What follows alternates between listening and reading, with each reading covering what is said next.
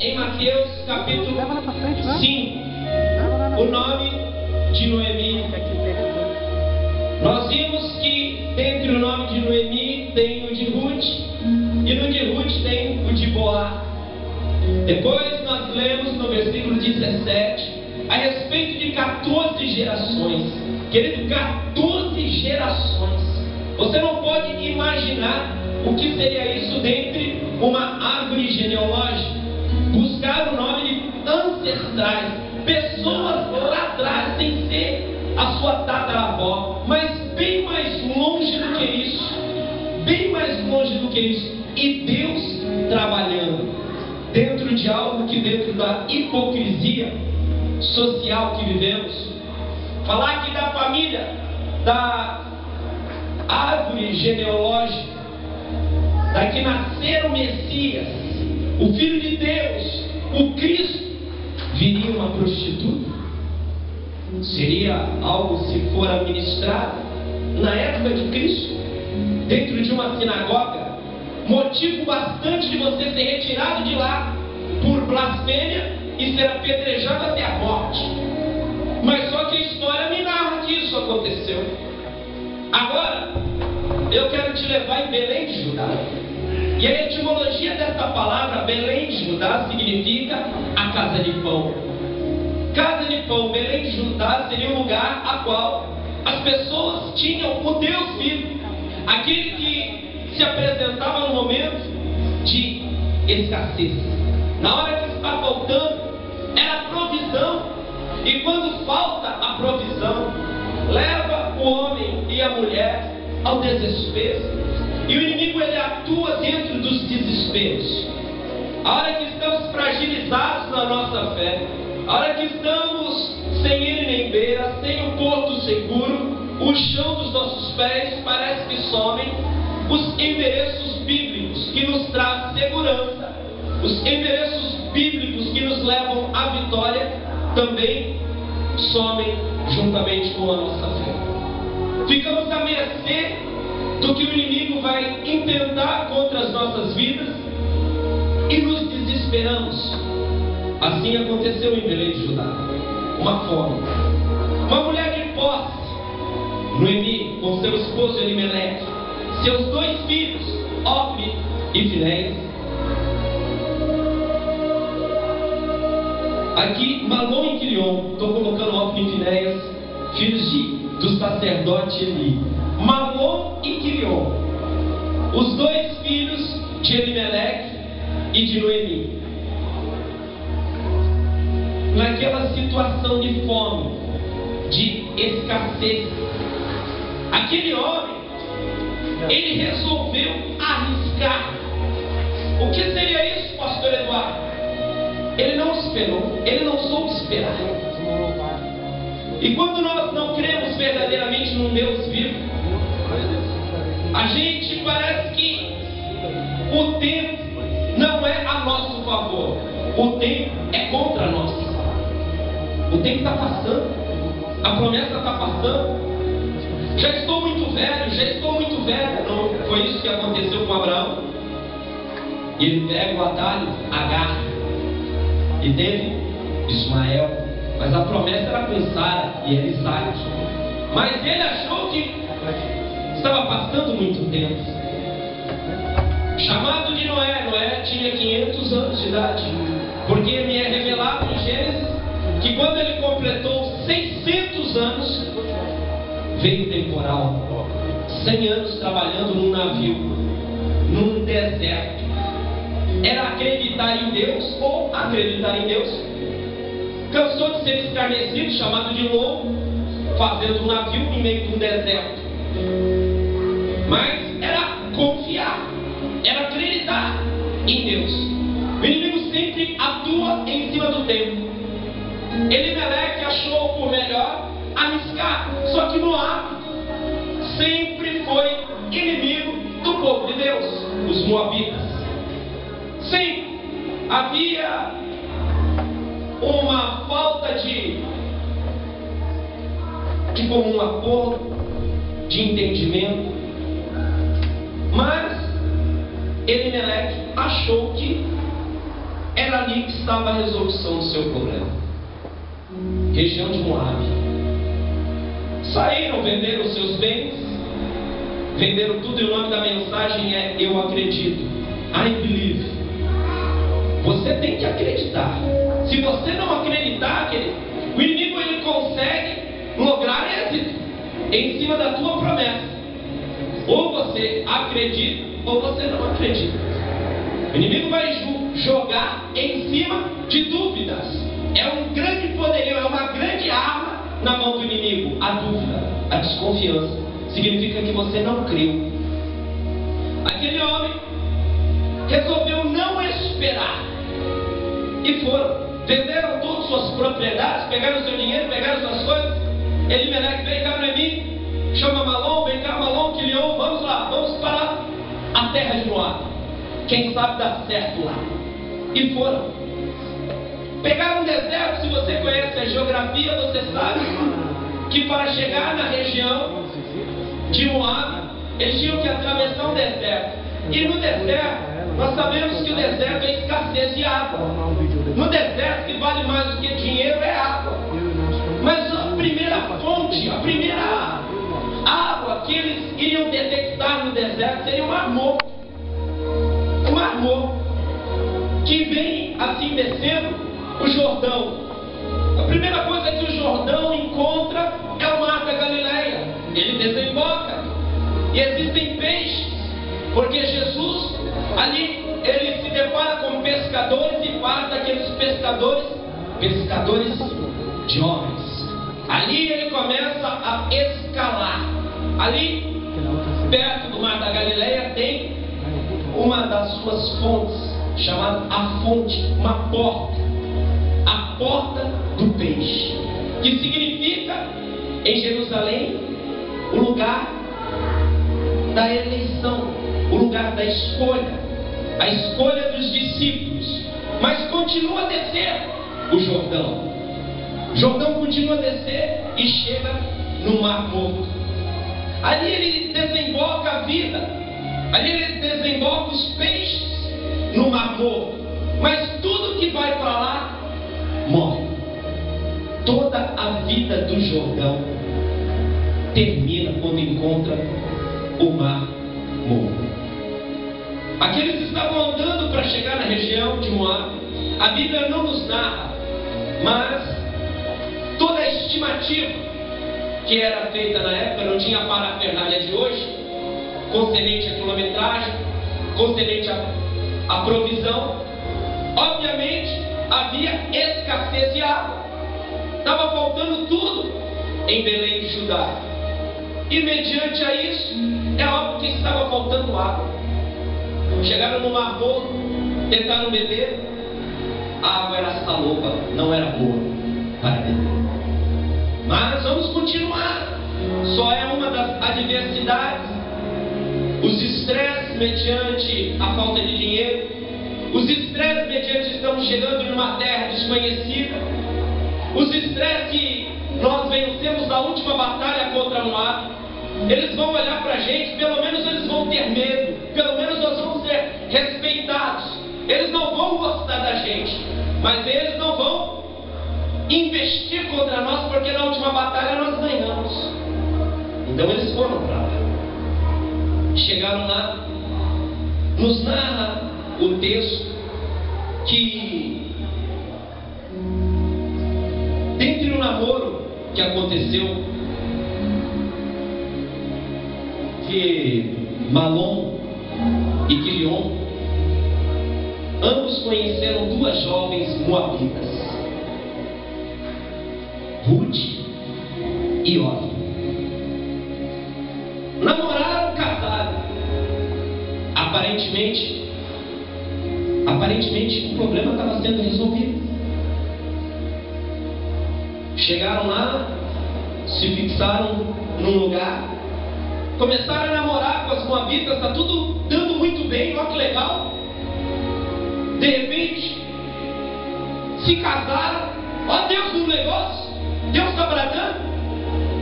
Daí, dentro de escolhas precipitadas, existem provas e consequências. Existem provas e consequências. Elimeleque era o sacerdote. Ele achou melhor sair. Haveria consequências do que confiar em Deus. Deus não iria, um Deus misericordioso, não iria olhar um povo padecer, principalmente de fome. Um Deus que sempre demonstrou Deus presente nos piores momentos, não iria deixar desprovido o povo. Era acreditar ou não. Elimeleque morre nas regiões de Moabe. Seria sepultado em terra estrangeira. Noemi entristece.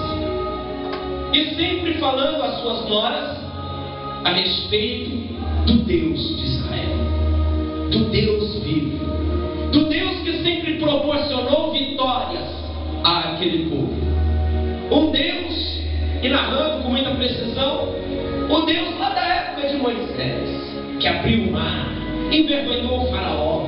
Um Deus que não poupava esforços, que o povo de Deus nem precisava de sacar da bainha a espada. Chegava lá, o adversário já havia sido destruído. De um Deus que derrubava muralhas, de um Deus poderoso. E aquelas jovens ouvindo, porque serviam aos deuses de Moabe, olhavam. Acredito eu, não que a Bíblia narre, minha interpretação. Pô, esse Deus é tão bom, o que ele veio fazer aqui? Por que não ficou em Belém de Judá? Se esse Deus é tão bom, o que ele veio fazer aqui em Moab? Mas tudo bem, vamos acreditar. De repente, uma das jovens também se torna órfã, também se torna viúva. E na sequência, a outra também se torna viúva. E Noemi reuniu as duas. Olha, Ruth, vem cá. Eu fiquei sabendo que Deus visitou novamente o seu povo e deu um pão. Belém de Judá voltou a ter pão. Aquela mulher poderia ter pensado assim: caramba, o que eu vim fazer aqui? Enterrei meu marido, meus 2 filhos em terra moabita, e Deus voltou e visitou todos lá. Eu vendi tudo, meu marido vendeu tudo, eu perdi tudo.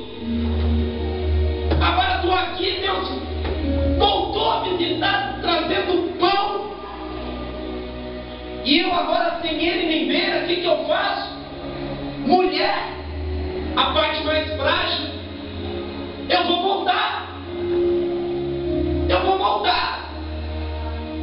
Mas antes, eu quero abençoar vocês. Ruth não entendeu, tampouco o órfão. Nos abençoar? Sim. Mas nos narra o texto que choraram a noite inteira, tristes com tais acontecimentos, porque na época, tais acontecimentos, aos olhos da sociedade da época, era: caramba, a outra, além de ter perdido o marido, perdeu os 2 filhos. Que mulher maldita! E automaticamente, em Moab, os moabitas olharam e falaram para as duas: bem feito, está vendo quem mandou se ajuntar com o povo de Israel? Agora, bem feito, além de não tiveram filhos, e estão viúvas também, estão marcadas. Nós bem conhecemos a sociedade, como a sociedade atua. Aquelas mulheres estavam com marcas profundas, traumas profundos, o emocional fragmentado. Choraram a noite inteira dentro de complexos de inferioridade. Acredito que muitas ali durante o chororô, na noite, falaram: maldito dia que eu nasci, Eu vim no mundo só para sofrer. Eu vim no mundo só para chorar. Tudo que eu faço não dá certo. Eu sou uma desgraça. Como muitos que conhecem a Deus de vez em quando acabam proferindo. E mediante ao romper da alva, Noemi concretiza a conversa. Olhou para Ruth e para Orfa e disse assim: eu quero abençoar vocês, eu vou embora. Podem ficar, aqui eu estou voltando. Não deu nada certo aqui, fiquem aqui. Estou dando a bênção, vocês não precisam de ter compromisso comigo. Mas Deus estava trabalhando. Deus estava trabalhando. Quantas histórias tinham sido narradas de um Deus poderoso. Mas quando não se tem testemunho, quando não se dá para ver, até discípulo questiona. Não foi isso com Dídimo, conhecido como Tomé? Ah, Jesus ressuscitou, eu vi Jesus. Eu só vou acreditar quando ver. Além de ver, eu quero tocar aonde eu vi os pregos entrando na mão dele. Eu quero tocar aonde eu vi a lança entrando do lado dele. Daí eu vou saber que é ele. Até quem andava começa a duvidar. Quantos milagres Tomé viu fazer nos outros. Agora ele queria ver em Cristo, porque a hora que ele viu, o líder estava crucificado morto, mas iria vencer a morte. Ele sempre havia dito: ao terceiro dia depois de ter morrido, eu volto. Uma coisa é falar, né? E o acreditar? E o acreditar? E o acreditar em Daniel 3, a fornalha de fogo, Sadraque, Mesaque e Abednego foram lançados lá e o quarto homem apareceu. O que está em Shefer e Shaenu, livro do profeta Isaías, capítulo 43, versículo 2: se passares pela água, não te submergirás; se passares pelo fogo, não te queimarás, nem a brasa arderá em vós. Havia uma promessa, aqueles homens estavam vivendo aquela promessa. Eles estavam dentro da fornalha, mas não queimou. E isso aconteceu. Daniel 6, cova dos leões. 1 Samuel 17, quantos gigantes, como Golias, aconteceu. E esses personagens verdadeiramente existiram, como eu e você nós existimos. E por que nós temos sucumbido à nossa fé? Porque nós deixamos de acreditar. Deus quer promover hoje um milagre na tua vida, mas Ele precisa promover. Você tem que acreditar. Quem acredita, joga a mão para cima e glorifica Deus.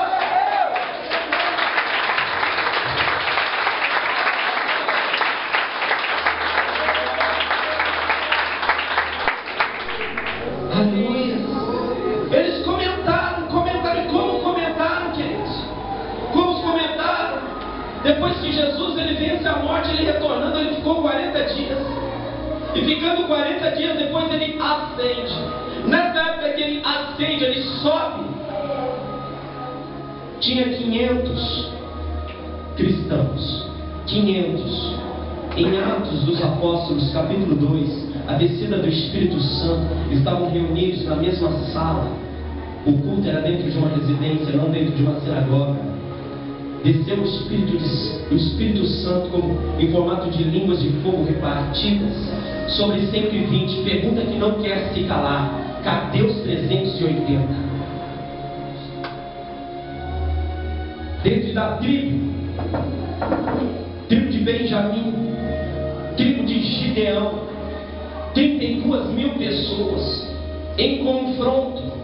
Deus fala para Gideão: Gideão fala, Senhor, fala quem é covarde para ficar. Gideão, obviamente, na frente da tribo, deveria de ter estufado o peito, murchado a barriga, falou assim: ó, quem quer ficar? Achando que todo mundo estava com ele. Voltou 22.000. Ele já falou: estou lascado, mas ficou 10. De repente o Senhor falou assim: agora vou ainda selecionar. Não terminou a seletiva não. Manda beber água. Quando mandou beber água, Deus mostra que 9.700 também estavam desaprovados.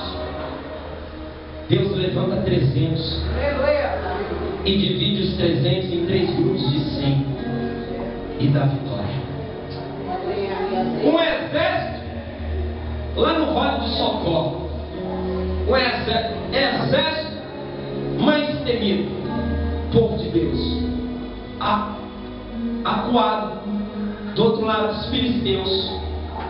Por que não houve um afrontamento? Porque lá embaixo um representante falou: desça um daí para representar, como eu sozinho estou representando os filisteus. Desça um para combater comigo. Quem ganhar tem o poderio dos outros. Golias. Era acreditar ou não acreditar, querido. Era acreditar ou não acreditar. Ninguém acreditava, nem o rei Saul. Mas Deus usou um molecote, Davi, que se indignou com o que estava ouvindo, e ele acreditou. Ele falou: vou descer. Você veio contra mim com espadas e lanças, mas eu vou contra você em nome do Senhor. E hoje mesmo o Senhor vai me entregar a tua cabeça na minha mão. E assim aconteceu. Ele acreditou. E mediante ter conversado, Noemi queria mudar até o nome. Eu vou retornar para lá, vou ser chamada de Mara, quero ser chamada de Amarga. Eu não quero mais ser chamada de Noemi. Eu vou mudar minha identidade. Eu vendi os meus bens naquele lugar. Ninguém lá vai me conhecer. Eu não quero ideia, eu não quero compromisso, eu não vou cumprimentar ninguém. Estou voltando sem os filhos que me acompanharam. Estou voltando sem o marido que me acompanhou. Estou voltando agora uma mulher triste e frustrada. Momento de alegria, se eles tivessem esperado. Mas não esperaram. Acharam melhor arriscar. Fizeram um plano. Não esperaram a resposta de Deus e foram colocar o plano em andamento. E não procuraram outra tribo, mas procuraram uma civilização inimiga da do povo de Deus. Vamos na região de Moab. Vamos na região de Moab. Hostilizados. Lá ela não poderia falar na região de Moab. Existe uma lei. Eu estou sem filhos, sem marido. Existe uma lei mosaica. Levítico 19, versículo 10. Os rabiscos da terra têm que ser deixados para mim. Alguns grãos, porque me pertence. Isso é lei. Que seria, em tempos atuais, fim de feira. Eu tenho direito a um fim de feira. Eu tenho direito a alguns grãos que tem que ser deixados para o estrangeiro, para o órfão e para a viúva. Está na lei de Moisés. Mas ela estava em um povo que não era o povo de Deus. E não tinha lei de Moisés para os moabos, para os moabitas. Não tinha lei a ser requerida. Mas ela ficou sabendo, lá em Moab, que o Senhor havia visitado Belém de Judá e tinha chegado pão. E o que seria um alimento hoje, querido? Querido, não enche barriga. Não enche barriga promessas que não são cumpridas. Não enche barriga profecias que não acontecem. Não enche barriga. Não traz o crescimento correto, a maturidade correta, a estabilidade correta. Muito pelo contrário, traz confusão. Mas em 1 Coríntios capítulo 14, versículo 40, Deus não é Deus de confusão, é de ordem e decência. Então o que tem acontecido hoje em dia? Mas a palavra do Senhor diz que viriam ensinamentos satânicos, pessoas que causariam dissolução ao corpo de Cristo, apregoando ensinamentos diabólicos, facciosos, queriam fazer isso. Está acontecendo o que? Bíblia, não dá nem para orar para que isso não aconteça. Eu tenho que firmar os meus pés na verdade, aonde se prega a verdade, aonde se tem a verdade, porque onde se tem a verdade, querido, ali tem a luz. Porque aquele que diz: eu sou o caminho, a verdade e a vida, ninguém vem ao Pai senão por mim, é Jesus. A a única luz que brilha neste lugar. Aleluia. Era acreditar ou não acreditar. E como nós temos sempre duas vertentes, dois tipos, aquele que acredita e aquele que não. A hora que houve a bênção, órfã, agradeceu. Depois de ter chorado a noite inteira, depois de ter dramatizado uma situação, a hora que Noemi falou assim, ó, eu estou dando a bênção, pode ir, órfã, muito obrigado, fui embora. E Ruth que se lasque. A única coisa que eu precisava era o aval dela. Amanhã depois alguém me barrando e falou assim, mas Ruth me abençoou. Eu estou embaixo da bênção de Ruth. Me equivoco. A bênção de Noemi. Estou debaixo da bênção. E por que não de Ruth? As duas tinham se constituído uma única família. Estavam as três mulheres. Tinha que haver um consenso. E naquele momento nem me interessava consenso. Órfã foi embora. Órfã voltou ao seio de Moabe, ao povo dela, e obviamente trazendo um testemunho do Deus vivo. Ela ia falar, ó, até que eu me ajuntei lá com os efrateus, e lá de Belém de Judá, do Deus vivo. Mas ó, só aconteceu desgraça. Meu Deus do céu, meu marido morreu, meu cunhado morreu, meu sogro morreu, mas eles sempre falaram desse Deus bom, desse Deus poderoso. E eu não vi Deus poderoso, eu não vi Deus bom em nada. Mas ela sempre falou, me liberou, eu estou aqui, graças a Deus que eu estou de volta. Que de vez em quando nós temos perdido, viu, igreja? Tem gente voltando para diversas religiões, porque entraram dentro da igreja evangélica que é pregoado um Deus vivo e poderoso, e a hora que chegaram aqui não viram diferença nenhuma com o mundo. Fofoca, interesses particulares, panelinhas, pessoas que não perdoam, pessoas que não amam, não têm tolerância com o fraco, gananciosos, mentirosos, pessoas que mentem em benefício particular, pessoas que jogam com vidas e felicidades dos outros, não importando o que estão entregando, falando que é Deus sem ser Deus, como em Deuteronômio tem, capítulo 18, versículo 21 e 22. Se tal coisa, tal profeta disser e não acontecer, assim não falou o Senhor. E situações levando a vida daquela pessoa, a família daquela pessoa a confusão, e alguns falando assim, ó, vamos voltar para o Egito, como diz novamente Shefer Shayaru, o livro do profeta Isaías, capítulo 30, versículo 1, 2 e 3. Se voltarem para o Egito, o Senhor falou assim, ó, vai voltar para o Egito sem a minha ordem, então lá no Egito vai ter confusão. De vez em quando a gente resolve voltar, fazer coisas que a gente fazia dentro de confusões. Daí o que acontece? A confusão é tanta, se torna insustentável. E sabe o que acontece? Você para e pensa, você está pior dentro da igreja do que quando você estava no mundo. Pior na igreja do que quando você estava no mundo.